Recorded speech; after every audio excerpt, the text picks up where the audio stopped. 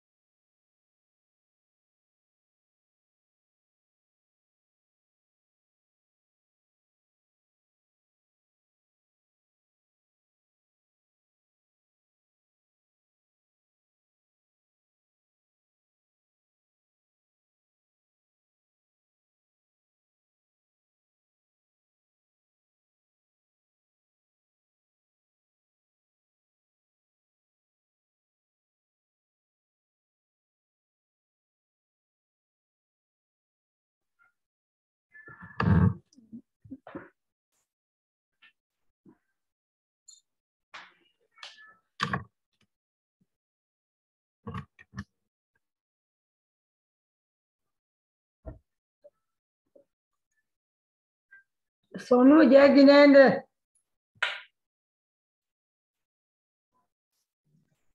क्या? हेलो, क्या हेलो बोल रहे हैं? सोनू, जय जिनेन्द्र। जय जिनेन्द्र। विजय जी, जय जिनेन्द्र। हाँ, जय जिनेन्द्र, प्रणाम सभी को। सभी को प्रणाम। भाई साहब तो शायद ही आएंगे, आज रविवार है। जैसे भाई साहब शायद ही आएंगे।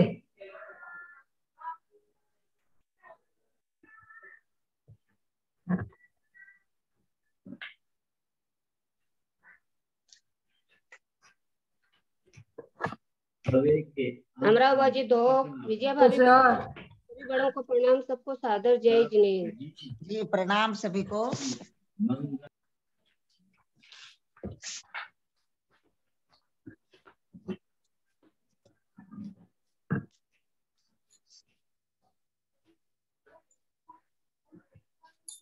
क्या करेंगे आज अपन सरिता दीदी?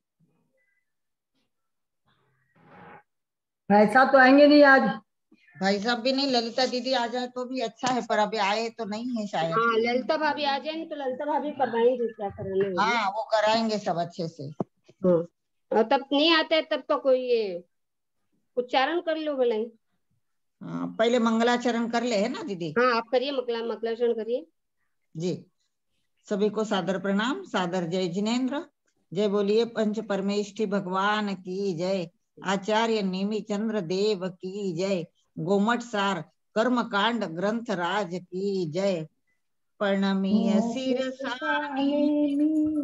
गुणरयण विभूषणं महावीरं सम्मत्तरयन निलयं पयडि समुक्कीर्तनम् ओच्छम् पयडि समुक्कीर्तनम् ओच्छम् नमियो ननेमि चन्दम् असाय परकमं महावीरं बन्धुदय सत्तजुत्तम् ओघादेशे थवम् ओच्छम् ओघादेशे थवम् ओच्छम्। बराबर बोला ना सरिता दीदी मैंने? पूछ रहे हैं विजय भाभी, आप तो इतना अच्छा बोलते ही हो। नहीं मैंने देखा है, किताब में नहीं देखा। आपको याद है सब चीज? नहीं दीदी, करिए शुरू आप। कहाँ से करें विजय भाभी? आपने गुणस्थान के भेजे थे ना, देखती हूँ मैं कितना हुआ था।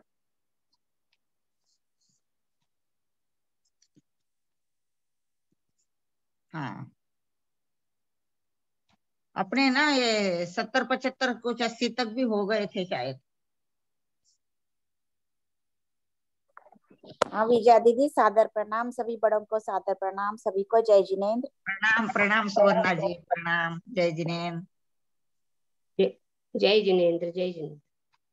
पढ़िए सरिता दीदी आप बताइए कहाँ से पढ़े? मुझे लगता है कि 75 से पढ़िए, 75 से। और कोई है नहीं क्या जिसको कुछ मालूमात हो? कल तो अपने 99 से शुरू किए थे ना, 4-5 किए थे फिर छोड़ दिए थे। नहीं मैं ये बोल रही थी, प्रवेशिका वाला बोल रही थी, गुणस्थान वाला। प्रवेशिका बोल रहे हैं क्या आप? अच्छा। फिर उच्चारण करे क्या, वो भी अच्छा है, जो बोलो आप सो सब। मैं तो उच्चारण ही बोल रही थी। ठीक है फिर तो उच्चारण ही कर लेते हैं। अगर ललिता दीदी आ जाते हैं तो फिर वो समझा भी देंगे, है ना? फिर वो समझा देंगे, अभी जी उच्चारण। जी बहुत अच्छा, बहुत ही अच्छा। बताइए कहाँ से करना है? अपन ने कल 99 से ही करे थे ना, वो तो याद है। हाँ करिए ना आप।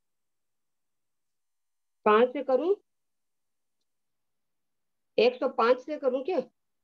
जी करिए। ठीक। ओघे वा आदेसे णारे मिच्ची में चारि वो छिन्ना उरिम वारस सुरचऊ सुराउ आहारमय आहारया मबंधा गम्मे तिथम बंध दी वंसा में घाण पुण्य गोचेव छट्टोतीय मनुवाऊ चरे मिमिच्छेव तिरियाऊ मिस्साविरदे उच्चम मणुव दुगम सत में हवे बंधो मिच्छा सासन सम्मा मणुव दुच्चमण बंधती। गलत हो रहा है क्या उच्चारण? नहीं अच्छा ही हुआ। ये वाली गाथा 107 नंबर की, वापस बोलिए आप इसको। 107 विरदे उच्चम मणुदुगम सप्तमी हवे बंधो मिच्छा सासण सम्मा मणुदुच्चम बंधती। बंधनती, दोनों पे बिंदी है, बंधनती। हाँ बंधनती। 3 हो गई है। और कोई बोलना चाहे तो ये 3 गाथाएं बोल ले। मैं बोलती हूँ सभी से जय जिनेन्द्र। बोलिए दीदी। ओघे वा आदेसे नारई मिच्छमहि चारि वो छिन्ना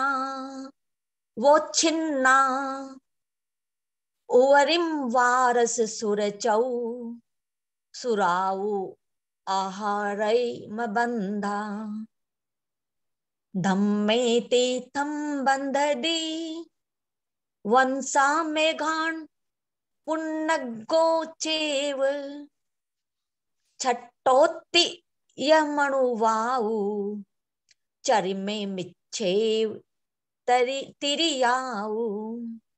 पुन्न गो नहीं है दीदी, पुन्न गो, ग को ग वापस नहीं है, पुन्न गो। पुण्य गो।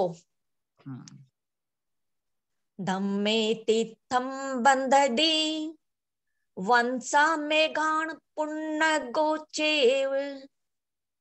छट्टोति यमनुवाऊ चरिमे मिच्छेव तिरियाऊ। मिशा विरदे उच्चम मणुवदुगम सत्तमे हवे बंधो। मिच्छा सासन समा सम्मा, सासन सम्मा शासन सम्मा। सासन सम्मा मणुवधु गुच्चम न बंधन्ति। हाँ बस। ललिता दीदी शायद आ गए हैं। ललिता दीदी प्रणाम, आप शुरू कीजिए ना दीदी। प्रणाम ललिता दीदी।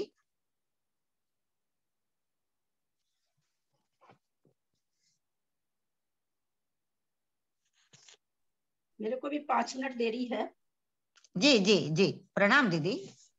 5 मिनट में और 2 गाथा बोल लेते हैं। और कोई बोलना चाहे तो बोलिए। 108 बोलूं? जी बोलिए बोलिए सरिता जी, 10 तक बोल लीजिए, फिर ललिता दीदी आ जाएंगे तो अपने को पढ़ाएंगे। ठीक। तिरिये ओगो तिथा हारुणो अविरिधि छिति चौरो।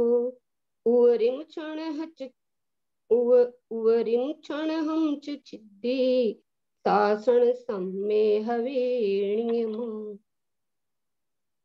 सामण तिरियम पंचम। हाँ सरिता दीदी, सामन्न तिरिय पंचिंदिय पुन्नग जोनिनी सुएमेव। बोलिए, न को न है, सामन्न। पंचम दिय पुणग जोनी जो पुन्नग पुन्नग। सामण तिरिय पंचम दिय पुणग सोणिनी सुएमेव।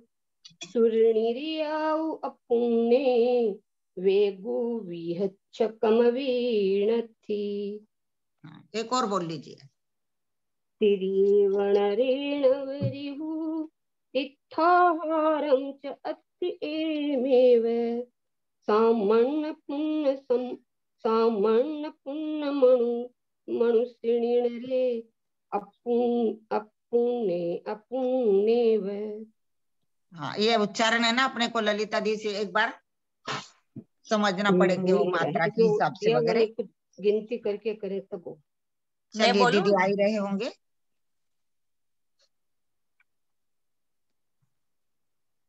मंगलाचरण तो सभी ने याद कर लेना चाहिए, हो भी गया होगा सभी को। एक तो हो गया, दूसरा वाला भी नहीं हुआ। हो जाएगा हो जाएगा।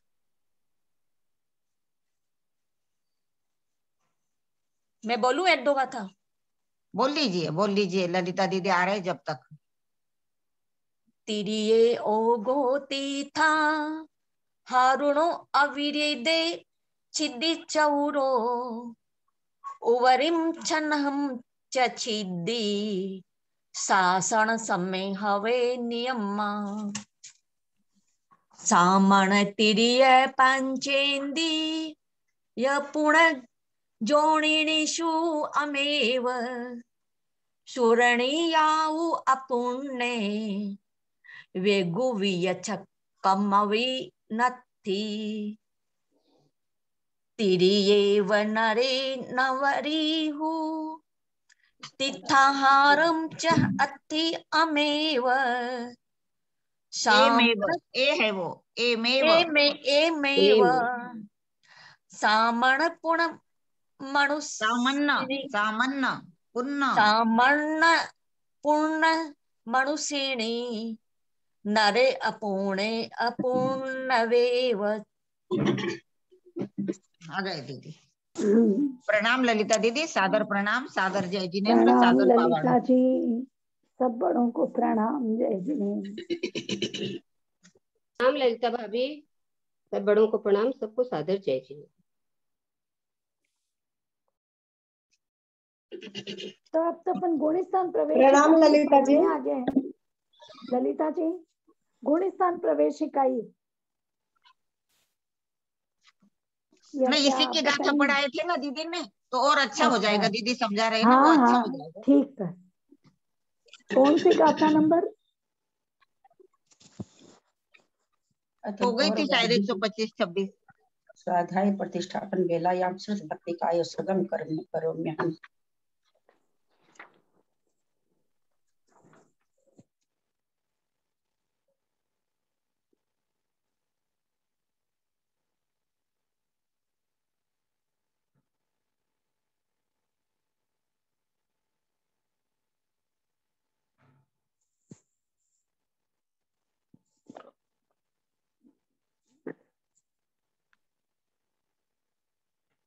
कोटिशतं द्वादशैककोटिलक्षाणि शीतिस्रकानि च पञ्चाशदष्टो सहस्रसङ्ख्यामितस्फलम् अर्हन्तभासयथं गन्धर्वदेवीं गन्धर्वभक्तजुक्तो सुतनान् मोहमयीं शीर्षा इच्छामि हृदय सुधभक्ति कावसको तो सलन सम्मान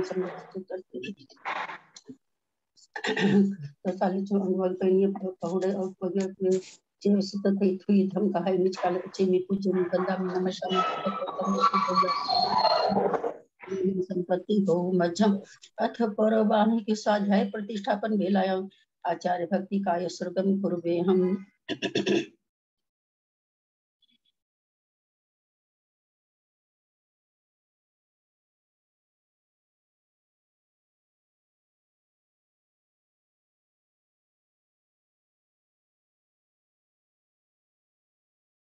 सुरत जल्दी पार के पैसों पर मत विभावना पठुनिते सुचरित नमो सुचरित तपोनि देव नमो गुरु सच्चित गुण समुद्र पंच विहाचरण करण संग्रसे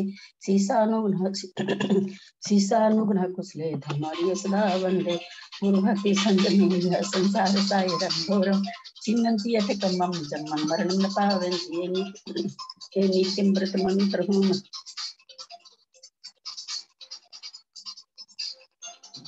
इसे काट दीजिए ना।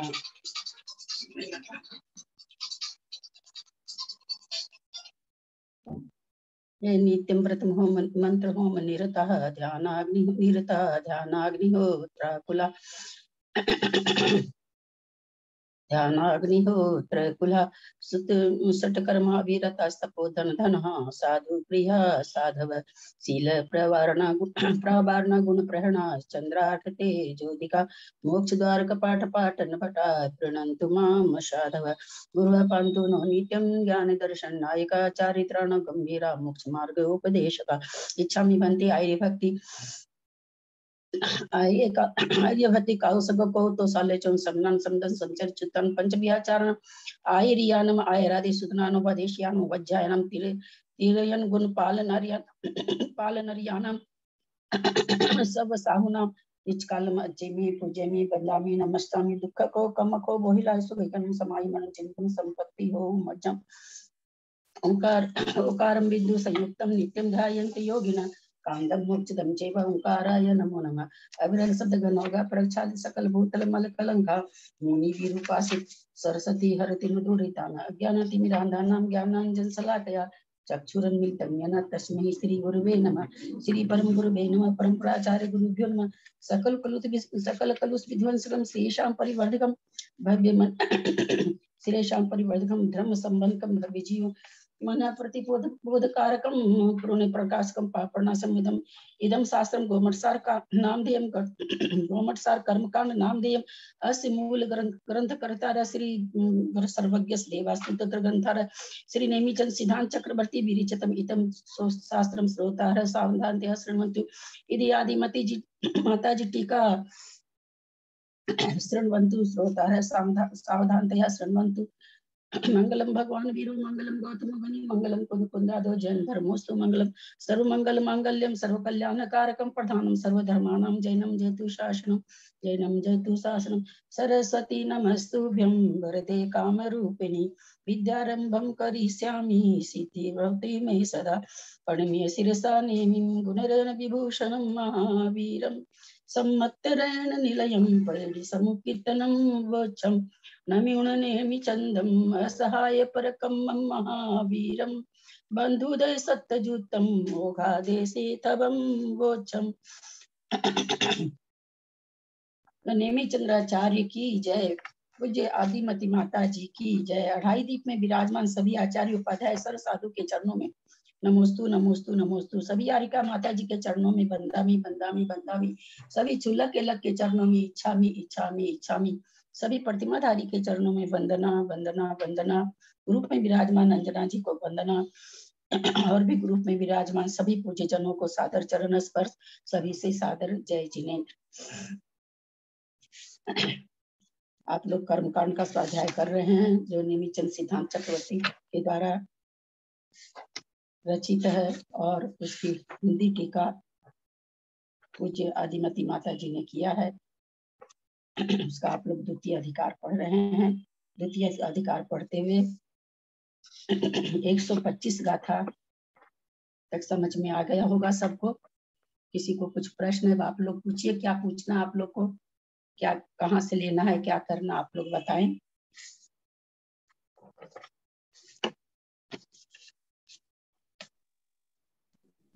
गाथा 127 पे आ रहे हैं स्थिति बंद। हाँ 127 पर आए थे दीदी 127 पे आ अपन। रहे हैं स्थिति बंद पर। 127 वाली गाथा से तो खैर आप लोग स्वयं भी पढ़ सकते हैं, कोई खास चीज नहीं है ऐसा इसमें।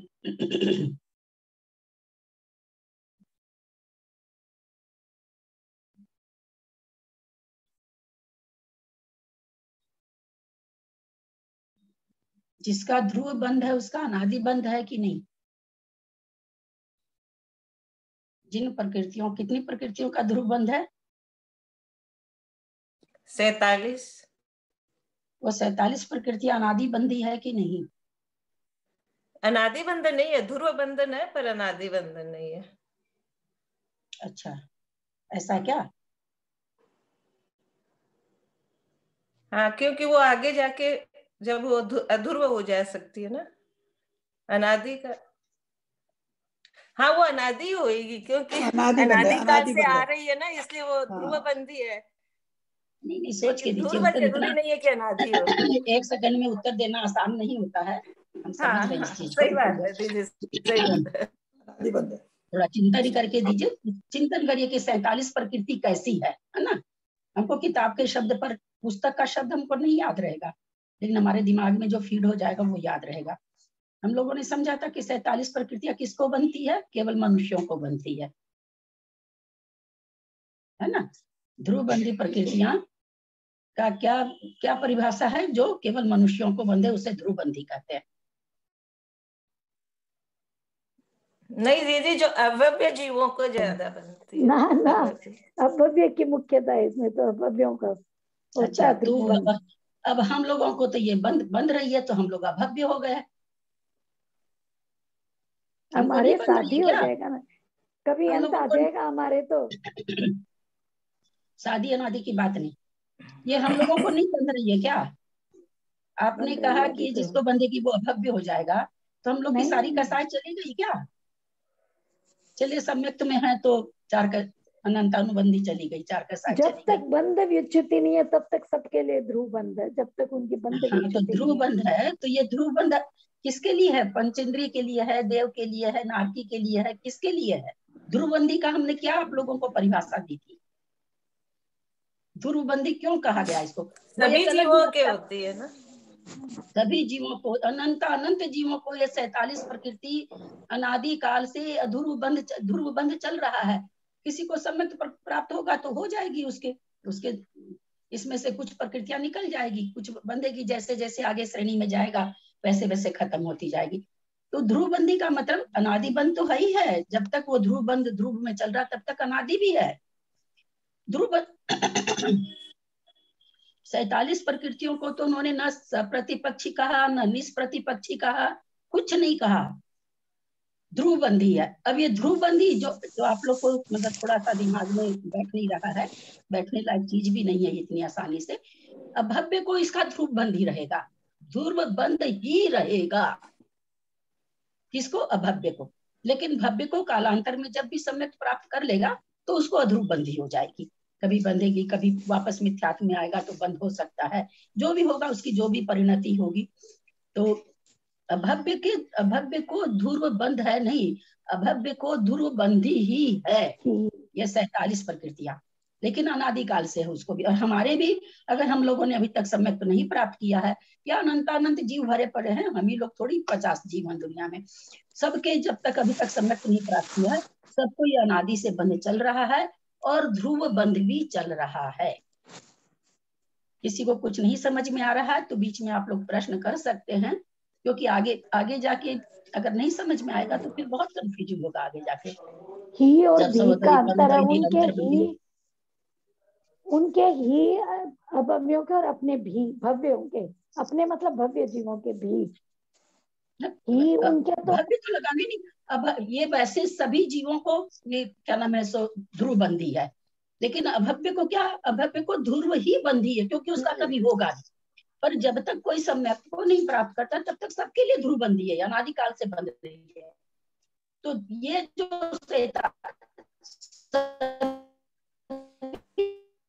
ध्रुवबंधी प्रकृतियां ध्यान रखें, बिल्कुल ध्यान रखें। बंधी प्रकृतियां आगे बताएं, अनादि घटाएंगे तो घटेगा नहीं, परंतु ये जो 47 ध्रुवबंधी प्रकृति है, हमको प्रकृति को छांटना पड़ेगा। ये जो 47 कर्म प्रकृति है मेरा गला ही नहीं चलता, हम क्या करें। ये जो ध्रुवबंधी 47 प्रकृतियां हैं, ये अनादि का, इसमें अनादि भी है, ये अनादि काल से बंध रही है।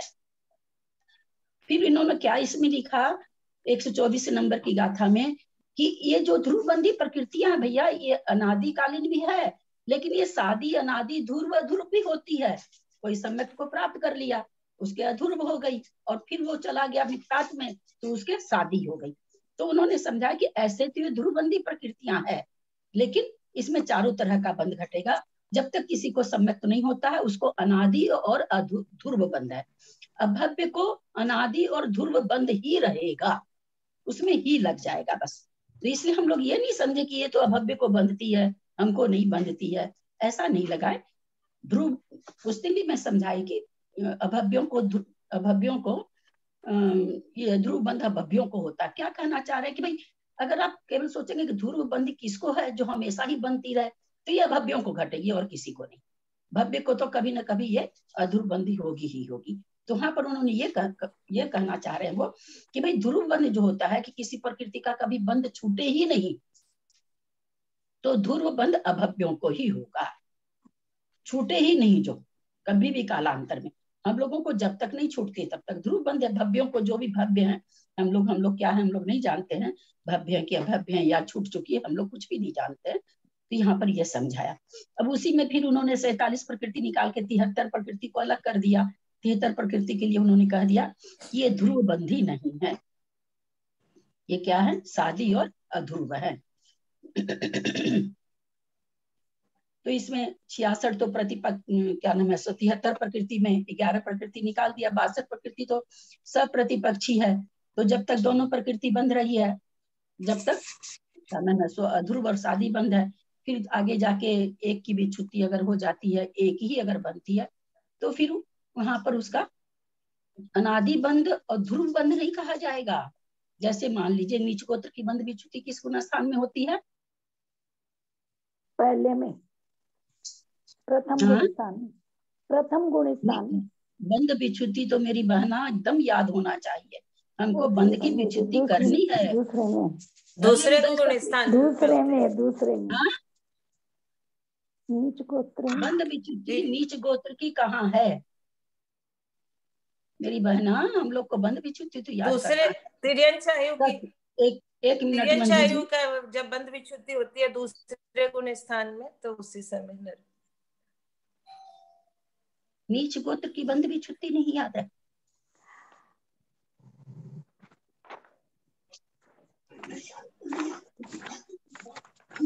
बहुत दूसरे गुण स्थान में होती है ना दीदी, तिर्यंचायु के साथ में ही हो जाती है दूसरे गुण स्थान में। तिर्यंचायु के साथ ही इसका बंध है। आप लोग जब किताब के पन्ने पलट के भी गलत बोल रहे हैं, तो मैं भी मजबूर हो गई किताब देखने के लिए कि मैं गलत हूँ क्या। नहीं, दूसरे में अब दूसरे में हो गई तो आगे बोला था तो मेरे को लगा गलत है। हाँ, मैं गलत बोली थी। जब दूसरा बोला ना तो आप कुछ बोले नहीं ना, तो मैंने सोचा गलत। मैं सुनी नहीं मंजू जी, उस समय ये मंजू जी पहला बोल रही थी, तो मेरा ध्यान इनके ऊपर चला, क्योंकि सामने स्क्रीन पर भी यही है ना, तो इनकी आवाज जल्दी पहुंच गई मेरे सामने।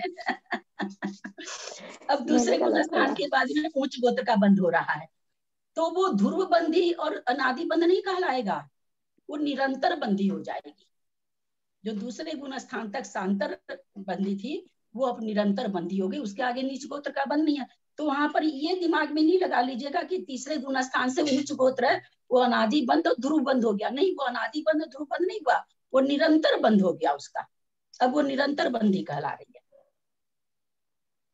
तो ये हम लोगों को इसमें जो आगे हम लोग 9% चूलिका पहले पढ़ चुके हैं, तो ये इसलिए हमको ये चीजें तो बढ़िया से समझना होगा, नहीं तो 9 चूलिका अधिकार अपने तो कर्णन योग में पढ़े थे तो भाई बहुत ज्यादा विस्तार नहीं लिए थे, जितना जरूरी था उतना ही, इसमें तो बहुत आएगा, अभी आना चाहिए मेरी समझ में। तो अगर नहीं ध्रुवबंध समझा रहेगा ना तो वहां पर थोड़ी सी दिक्कत हो जाएगी 148 प्रकृति में लगाने में। अभी एक बार और बता दीजिए ध्रुवबंदी के बारे में, एक बार और बता दीजिए। दीदी मेरी आप लोग सब देख रहे हैं मेरा गला एकदम नहीं चलता, और 4 दिन से भाई साहब के सामने से मैं बता रही हूँ, 5 दिन तो हो ही गया होगा ध्रुवबंदी बताते हुए। वीणा दीदी आप ये वीडियो सुनिएगा। ध्रुवबंदी प्रकृति उसे कहते हैं जिसका निरंतर बंध हो। अब निरंतर बंध हो, मतलब निरंतर बंध हो वो निरंतर बंधी। ध्रुवबंदी का मतलब जिसका आज तक बंध विच्छिन्न नहीं हुआ है, आज तक वो प्रकृति बंधती ही आ रही है, तो वो किसको बंधती ही रहेगी पूरे हमेशा ही अनादि अनंत काल तक, तो उन्होंने कह दिया अभव्य जीवों को। लेकिन उसके साथ क्या लग गया कि भव्य जीवों को ध्रुवबंदी नहीं है, अपने आप है, अर्थापत्ति न्याय से अपने आप ये सेंटेंस, जैसे मैं कई बार आप लोग को समझा चुकी, एक कमरे में 100 आदमी है, कोई कह दिया भाई उसमें से 90 जो गोरे आदमी थे वो निकल गए, तो अर्थापत्ति न्याय कहता है कि ये बोलने की जरूरत नहीं रही कि उसमें 100 काले आदमी बचे हैं। जैसे ही हमने कहा 90 गोरे आदमी निकल गए, अर्थापत्ति न्याय ये हमें सिखाता है कि अपने आप 10 आदमी अब इसमें काले ही बचे हैं, ये अपने आप निकल गया, जरूरत नहीं रही काले बोलने की। उसी तरह से जब इन्होंने कह दिया कि ये ध्रुव बंध अभव्यों को होता है, इससे ही अभव्यों को होता है, इससे ही अपने आप निकल गया कि भव्यों को ये बंध जब छूटेगा तो अध्रुव हो जाएगा। इसका मतलब ये नहीं लगाना है कि ये भव्य को होता ही नहीं है, जो हम लोग समझ के ये बैठ गए। कई दिन से मैं देख रही थी सबके मन में ये हो गया कि हमको तो बनता ही नहीं, अगर हम भव्य हैं तो कोई भी जो भी भव्य है जितने भी, तो ये 47 प्रकृति खुद अपने चिंतन में लाइए ना कि हमको बंध रही है कि नहीं बंध रही है। हमने अनंत, चलिए अनंतानुबंधी का हो सकता है, जिसने सम्यक प्राप्त कर रखा है उसने तय कर दिया हो, लेकिन बाकी सारी कसाई नहीं बंध रही है, सारी कसाई बंध रही है। तो अपने को इस तरह से चिंतन में लाना चाहिए किसी भी चीज को। तो इन्होंने 62 प्रकृति कह दी अधूरबंदी। मेरा गला एकदम नहीं चल रहा है, आज रात भर नींद नहीं आई गले दर्द से मुझको। मैंने आधी रात को मैसेज डाला फिर दिल्ली कि मेरे तो गले में बहुत ज्यादा दर्द, आज सारी रात नहीं सोया, इतना गला में दर्द था मेरे। तो 62 प्रकृति यहाँ पर इसलिए मैं बहुत, लेकिन बस वही है कि कहीं मेरा खुद का भी स्वभाव है बार बार बताने का। 62 प्रकृति सप्रतिपक्षी है, तो सप्रतिपक्षी तो वही जैसे हमने अभी नीच गोत्र उच्च गोत्र समझा, तो दूसरे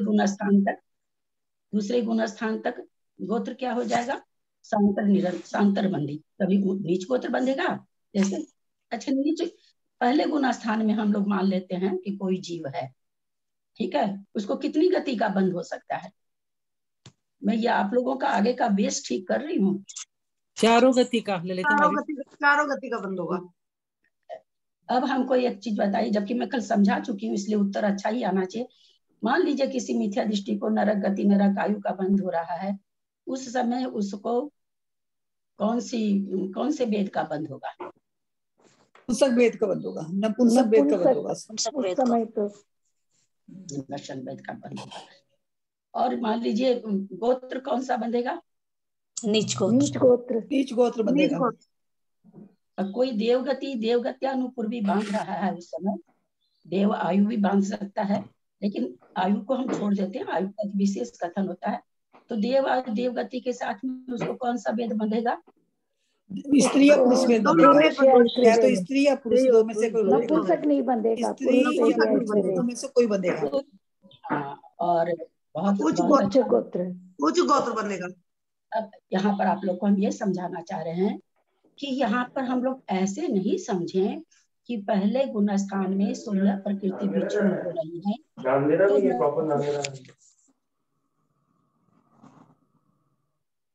ऐसा कभी नहीं समझे कि पहले गुण स्थान में नीच गोत्र की पहले गुण स्थान में नीच गोत्र की विच्युति हो रही है तो नीच गोत्र ही बंध रहा है। ये हमको नहीं लगाना। बंध तो कितनी 117 प्रकृति रही है, 16 प्रकृति तो उस गुण स्थान को जो पार कर जाता है उसकी बंधने से रह जाती है, विच्युति हो जाती है। तो वहाँ चारों तीनों वेद बंध रहा है, चारों गति बंध रही है, चारों आयु बंध रही है।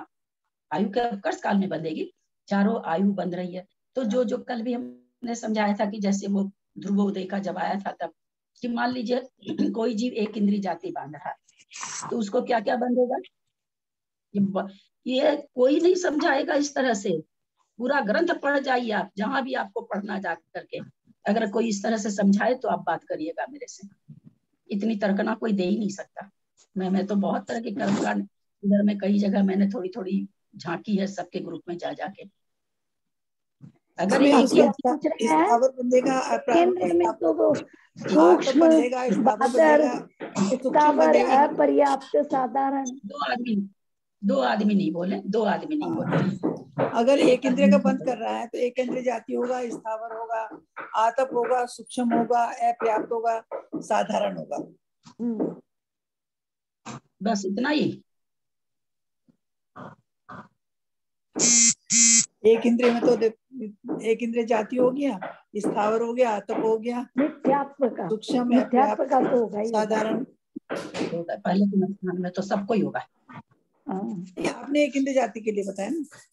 हाँ, वहाँ संगनन होगा नहीं, लेकिन हुंडक संस्थान होगा, है ना, नपुंसक वेद होगा, है ना, गति होगी, क्रियंच गत्यानुपूर्वी होगी और नीच गोत्र होगा।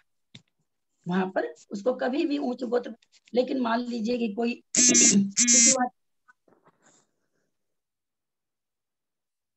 कोई दो इंद्री जाति बांध रहा है तो उसको आतप, आपके क्या स्थावर, ये सब का बंद होगा कि नहीं? सूक्ष्म, साधारण, होगा नहीं, उसको नहीं होगा, उसको नहीं होगा। अपर्याप्त हो, हाँ नहीं होगा।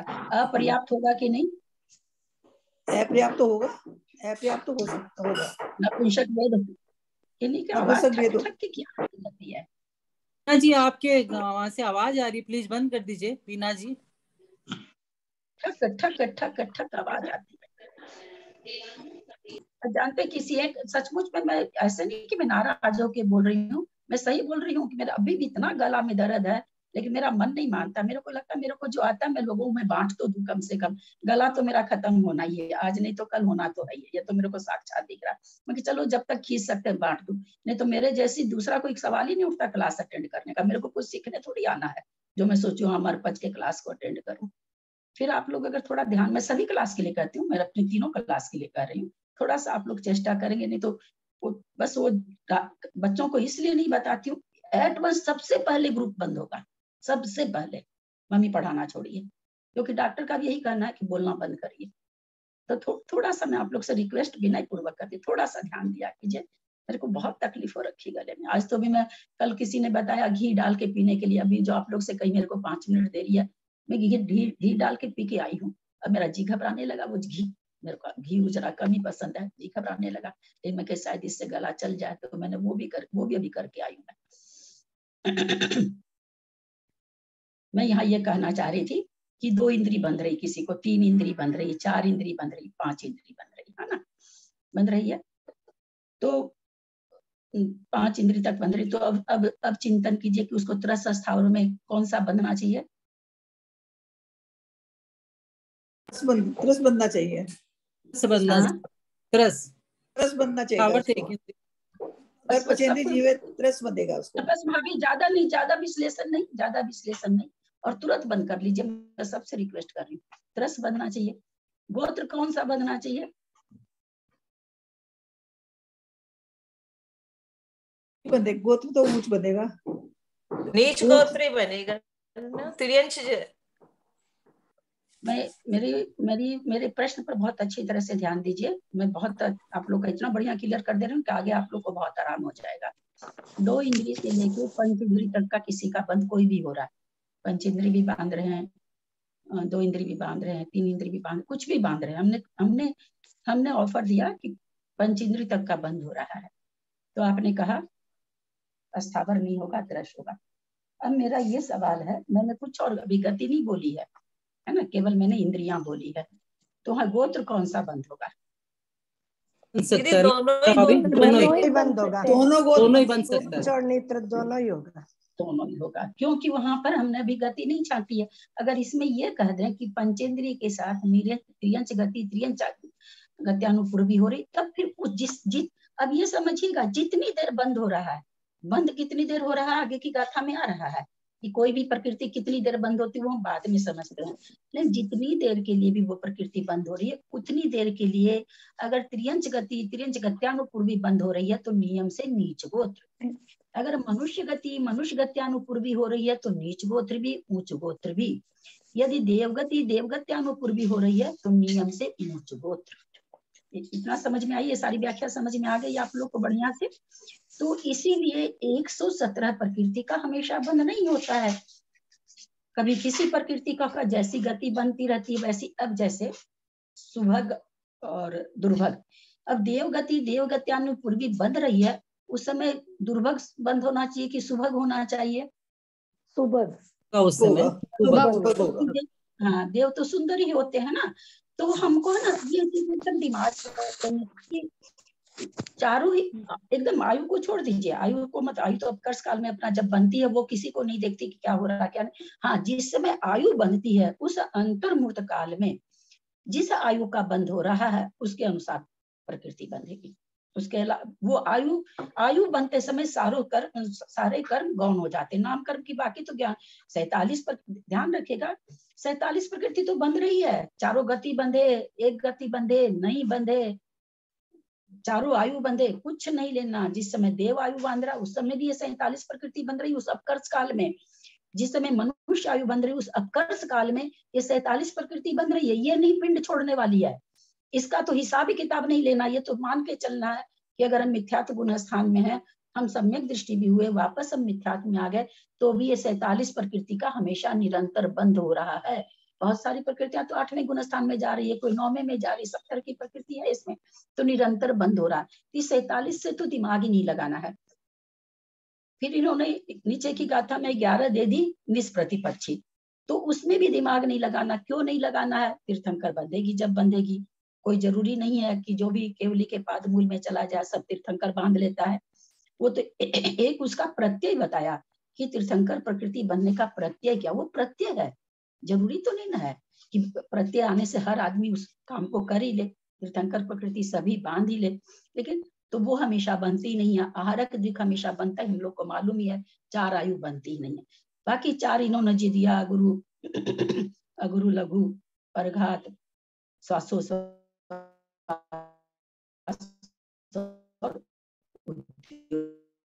उद्योग कब जब तो इंद्र नहीं होता है, जब विवाह एक इंद्र के साथ होगा। उच्छ्वास का बंध कब होगा? उच्छ्वास का बंध श्वासोच्छ्वास सब कोई लेते हैं कि नहीं लेते हैं? इन्होंने इसको सभी लेते हैं, अपर्याप्त तक नहीं लेते हैं, अपर्याप्त तक नहीं लेते हैं। बहुत सुंदर उत्तर। इसलिए अब इसका कोई निष्प्रतिपक्षी है या किसी, तो इससे अपर्याप्त अवस्था में, इसीलिए इसको आगे जाके कहेंगे कि कैसी बंधी है। तो अपर्याप्त अवस्था में उच्छ्वास लेता नहीं है, अपर्याप्त अवस्था में उद्योत नहीं बनती है, अपर्याप्त अवस्था में आतप नहीं बनती है, अपर्याप्त अवस्था में परघात नहीं बनता है। तो ये सारी प्रकृतियां इसलिए, और इनके बदले कोई और बंधे ऐसा है नहीं, तो इसीलिए बंधेगी तो खुद ही बंधेगी पर्याप्त होने के बाद में, जहां जिसका एक इंद्रिय के साथ आतप का, त्रियंज के साथ उद्योत का, और उच्छ्वास और परघात तो सभी को बनती है। लेकिन जब बंधेगी तब, ऐसा नहीं है कि अगर कोई पर्याप्त हो गया तो उसको बंधे ही, ऐसा निष्प्रतिपक्षी है, इसके ऐसा नहीं किया। बाकी जो 62 बच गई, सुभग नहीं बंधेगा, दुर्भग बंधेगा, शुभ नहीं बंधेगा, शुभ बंधेगा, साता वेदनी नहीं बंधेगा, साता वेदनी बंधेगा। तो इस तरह से बंध व्यवस्था 62 प्रकृति की, अपने जब 66 प्रकृति का जब अपने निकालेंगे, 62 प्रकृति का सॉरी, तो 31 प्रकृति आई, तो 31 प्रकृति का बंध कोई न किसी का यथासंभव, जिस समय जिसके जो जैसा गत्यानुपूर्वी बंध रही है उस हिसाब से उस 31 प्रकृति का बंध चलता रहता है। कोई देवगति देवगत्यानी पूर्वी बांध रहा तो नाम कर, फिर सुभग बांधेगा, सुस्वर बांधेगा, है ना, अच्छी अच्छी प्रकृति बांधेगा। नरगति नरगत्यानुपूर्वी कर रहा है तो उसमें उसको दुर्भग बंधेगा, दुस्वर बंधेगा, है ना। तो इस तरह से प्रकृतियों का अब कि हमको क्या बंध रही है, हमको नारकी से भी नहीं लेना, हमको देवों से भी नहीं लेना, हमको तो अपने से मतलब है। स्वार्थी होता है जैन समाज। तो हमको क्या बंधेगी, तो हमको क्या बंधेगी, हमारा जिस समय जैसा परिणाम चलता रहेगा। हमारे लिए सारा खाता खुला है, हमारे लिए सारा खाता खुला है। तो फिर ये भी कहा गया कि कोई भी प्रकृतियां अंतर्मूर्त, कुछ तो अंतर्मूर्त है, कुछ एक समय के लिए, लेकिन वो एक समय जो कहा गया वो जघन्य बंध कहा गया। अंतर्मूर्त के लिए तो हर प्रकृति उदय में आती है। तो ये साधारण सा मन में प्रश्न आता है कि हम तो विधान करते हैं, या हम सामायिक, छोड़िए विधान तो छोड़िए, थोड़ी सी बाहर की प्रवृत्ति है, इसलिए बाहर की प्रवृत्ति कभी भी शुद्ध नहीं हो सकती। सामायिक तो अंदर की प्रवृत्ति है। सामायिक करने बैठे हुए हैं, बहुत कर्मकांड जी की किसी गाथा में लगे हुए हैं, एकदम सवाल ही नहीं उठता कि एक सेकंड के लिए भी इधर से उधर मन गया हो। अब अंतर्मुख के बाद नींद भी आ गई, अंतर्मुख के बाद सुभग से दुर्भग भी बनने लगा, ये कैसे हुआ। तो ये स्वतः ही, चूंकि इनका समय निर्धारित है, हमको पता नहीं। अब मान लीजिए सामायिक में आपको सुभग बंध रहा है, शुभ बंध रहा है, सुस्वर बंध रहा है, बहुत अच्छी सामायिक में आप लगे, एक समय के लिए दुर्भग बंध गया, आपको पता ही नहीं चला। एक समय के लिए आपके परिणाम फिसले, आपको पता ही नहीं चला। ये सिद्धांत इस तरह इसलिए जगह ने बंद एक समय का बता दिया। स्थिति बंद अलग चीज है। देखिए ये भी बहुत कंफ्यूजन हो जाता है। हम लोग क्या करते हैं, उसको स्थिति बंद से मिला लेते हैं। अरे पुरुष वेद तो 8 बरस तक के लिए बनता है, आपने तो कह दिया अंतर्मुख के बाद बदलेगा ही बदलेगा। वो 8 बरस लिखा हुआ, वो स्थिति है, कितने समय तक की, कितने समय तक अपने सत्ता में रह सकता है तत्व। अरे बाबा मेरा तो ध्यान नहीं जाता समय पर, हमको बोल रहे हैं 44 होने भाई साहब भी बताते हैं आपको रोज टाइम हो गया, टाइम हो गया। तो हम लोग प्रकृति को ऐसे समझ के चले, है ना। यहाँ ये सब तो समझी हुई है। और यहाँ अपने लोग बात कर ही लिए थे कि तीर्थंकर हारक दीक्षार आयु जब तक बंधेगी, जब भी बनना चालू होगा तो अंतर्मुख तो बंधेगी बंधेगी, जघन्य से भी और उत्कृष्ट से भी। जघन्य से जघन्य अंतर्मुक्त हो जाएगा, उत्कृष्ट से उत्कृष्ट अंतर्मुक्त हो जाएगा। और 66 प्रकृति है, ये अगर निरंतर बंधे तो एक समय तक तो बंधेगी बंधेगी, फिर अंतर पड़ जाएगा, और उत्कृष्ट से बंधेगी, आगे आएगा उत्कृष्ट बंध, तो अंतर्मुक्त तक बंधेगी। फिर अपने आप दूसरी प्रकृति, भले वो दूसरी प्रकृति एक समय के लिए बंधे, दुर्भग बंध रहा है, हम परिणाम खराब कर रहे हैं, संक्लेश कर रहे हैं, घर में झगड़ा उगड़ा कर रहे हैं, दुर्भग बंध रही, लगातार बनते जा रही। अंतर्मुक्त के बाद चूंकि ऐसा क्यों होता कि आत्मा का स्वभाव, असल में आत्मा का स्वभाव क्षमाशील है, दयाशील है, अहिंसात्मक है। वो आत्मा का स्वभाव एक सेकंड के लिए प्रकट, सेकंड तो बहुत बड़ा हो गया, एक समय के लिए आ जाता उभार करके, हमको पता नहीं चलता, वो अलग बात, क्योंकि वो तो अपने स्वभाव को प्रकट करेगी ना। तो हमको पता नहीं चला एक समय के लिए। उतने लड़ाई झगड़े में भी हमारे एक समय के लिए सुभग का बंद हो गया या साता वेदनी का बंद हो गया। तो ऐसे ये बंद चलते रहते हैं। गीता भाभी, तो ये माने कल मैं दिमाग में आज सोची थी आपसे पूछूंगी उच्छ्वास का, तो उच्छ्वास का इसमें इसीलिए आया ध्रुव, क्योंकि वो निवृत्त अपर्याप्त के लिए साथ में, माने साधारण क्या बताया इसलिए, क्योंकि अपर्याप्त को नहीं होता उच्छ्वास। हाँ, सो मतलब इसलिए अध्रुव बंध। हाँ, अध्रुव बंध और साधी बंध है। हाँ बिल्कुल, क्योंकि अपर्याप्त अवस्था में नहीं होता। पर्याप्त जैसे पर्याप्त पूर्ण किया, अंतर्मुति जिया, है ना, अंतर्मुत तक वो उच्छ्वास को लिया, अंतर्मुत के बाद वो फिर मर गया तो फिर अध्रुव बंध ही हो गई उसके। फिर वो जन्म लिया, फिर होने लगा तो शादी भी हो गया और अध्रुव भी हो गया, है ना। बहुत अच्छा। प्रणाम ललिता दीदी। ललिता दीदी, निरंतर बंदी और ध्रुव बंदी एक ही होती है क्या? नहीं, अभी तो समझाया ना, निरंतर बंदी अलग है, ध्रुव बंदी 2 तरह की है। निरंतर बंदी को एक हुआ कि एक अंतर्मुख तक जो निरंतर बंदी, तो एक अंतर्मुख के लिए वो ध्रुव बंदी है। एक जो 47 प्रकृति ध्रुव बंदी है वो अनादि बंदी भी है। थोड़ा ध्रुव, वही तो भी समझा रहे थे ना कि ध्रुव बंद में सबको होता, हमको भी बहुत हुआ था। ऐसा नहीं कि आप ही लोग को हो रहा, मेरे को भी बहुत हुआ था। समझते समझाते निकालते आप बोलते हैं तब तो सब पकड़ में आता है, आप बोलते हैं तब तक तो लग रहा है सब आ रहा है, फिर इन सब में वो हो जाता है। उस समय समझ में आता है और पता ही नहीं क्या। आपको तो हम बताते हैं, मैं तो स्वयं निकालती हूँ तब हो जाती हूँ, मैं खुद भी हो जाती हूँ। तब आप पक्के हो, तब आप पक्के हो। हम लोग को तो पक्का पकाया मिल रहा है, तो पता नहीं क्या होता है। सुनते हैं तब तक लगता है हाँ एकदम सबके साथ होता है मंजू जी, चीज है ही ऐसी ना, चीज है ही ऐसी। इस पर ना बराबर चिंतन करते रहने से तब ये प्रश्नों का उत्तर मिलता है। नहीं तो हमको भी ये लगता था ध्रुव बंदी निरंतर बंदी, तो ध्रुव बंदी कर देना चाहिए, निरंतर बंदी को ध्रुव बंदी क्यों नहीं कह रहे हैं? तो फिर निकालते रहे निरंतर बंदी तो अधिक से अधिक एक अंतर्मूर्त की बंदी है, फिर तो वो ध्रुव बंदी हो गई। तो ऐसे निकालते थे क्वेश्चन। नहीं तो ये जो 9 प्रश्न जो लिखा है ना, ये थोड़ा सा, ये बहुत मुश्किल चीज है, लेकिन बहुत अच्छी चीज है, बहुत अच्छी चीज है। कम से कम हम अच्छे परिणाम करते हुए, जैसे इस बात से लगता है ना कि अरे कितना बढ़िया करो, अशुभ प्रकृतियां भी तो बंध ही जाती है, अंतर्मुह से ज्यादा तो बनती नहीं।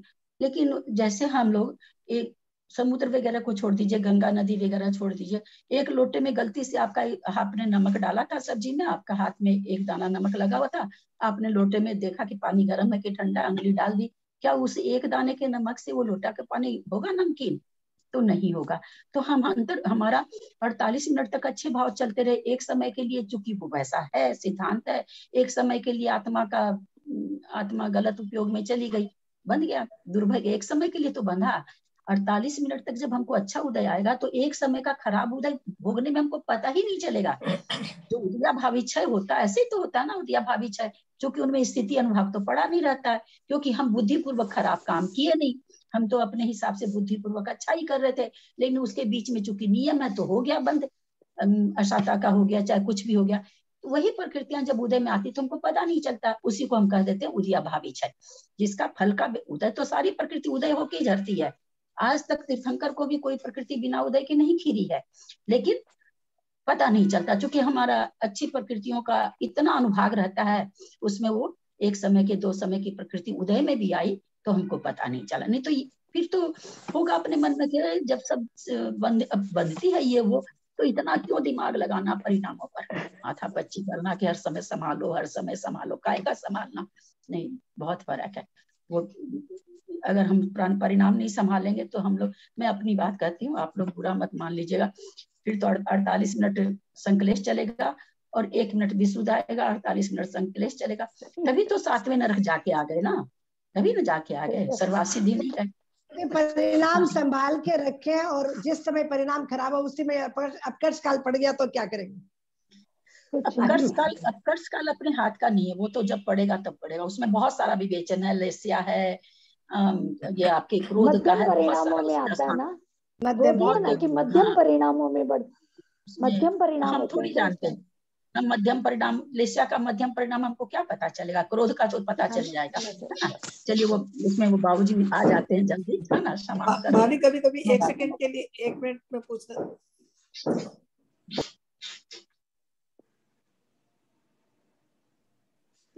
सबसे जय जिनल, बड़ों को सादर चरण स्पर्श।